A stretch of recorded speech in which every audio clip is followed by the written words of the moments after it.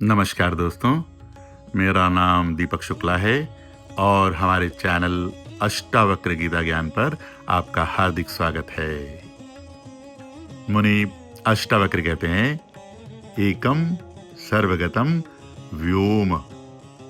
यहाँ व्योम का अर्थ आकाश से है, उस खाली स्पेस से है जो पूरे ब्रह्मांड में फैला हुआ है।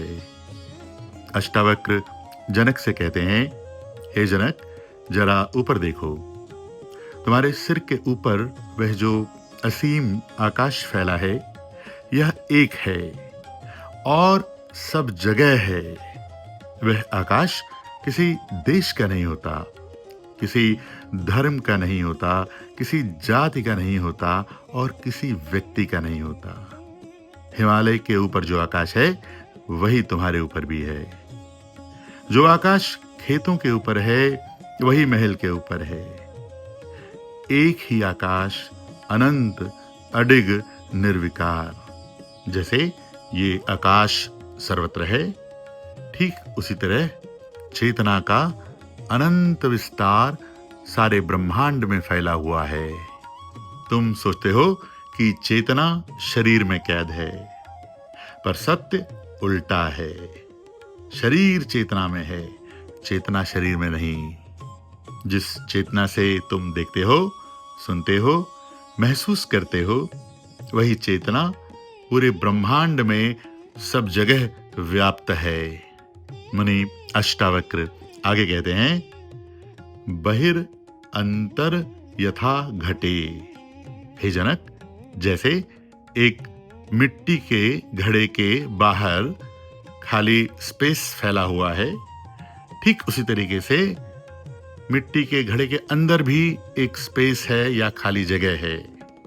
परंतु घड़े की मिट्टी देखकर आदमी भ्रम में आ जाता है कि अंदर का स्पेस, अंदर का आकाश छोटा है और बाहर का बड़ा। और जैसे ही घड़ा टूटता है, ये भ्रम समाप्त हो जाता है। वास्तव में आकाश तो कभी बटा ही नहीं था। मुनि अष्टावक्र कहते हैं, हे जनक, ये घड़ा तुम्हारा शरीर है। तुम सोचते हो कि चेतना भीतर है और बाहर की दुनिया अलग है, लेकिन ये केवल तुम्हारा भ्रम है। भीतर की चेतना और बाहर का अस्तित्व दोनों एक ही अनंत चेतना के दो प्रतीत होते रूप हैं। मुनि अष्टावक्र आगे कहते हैं, नित्यम निरंतरम ब्रह्म सर्वभूत गणे तथा। हे जनक, जैसे घड़े के अंदर भी वही आकाश है, वही खाली स्पेस है, ठीक उसी तरीके से घड़े के बाहर भी वही आकाश है, वही खाली स्पेस है। दोनों आकाशों में कोई भेद नहीं है, दोनों एक समान है। ठीक उसी तरीके से वही ब्रह्म, वही ईश्वर मनुष्य के शरीर के अंदर भी है और मनुष्य के शरीर के बाहर भी है और पूरे ब्रह्मांड में व्याप्त है। और वही ब्रह्म इस संसार के प्रत्येक मनुष्य में है, प्रत्येक जीव में है। कोई भेद नहीं है। दूसरे शब्दों में कहा जाए, जो चेतना एक मनुष्य के अंदर है, वही चेतना दूसरे मनुष्य के अंदर है। कोई भेद नहीं है। वास्तव में ये सारा विश्व हमारी चेतना का ही विस्तार है। जो चेतना हमारे भीतर है, वही चेतना हर जीव में है। इंसान में भी, पशु में भी, पक्षी में भी, वृक्ष में भी। यहाँ तक कि जिस व्यक्ति से आप द्वेष करते हैं, ईर्ष्या करते हैं, उसमें भी वही चेतना है।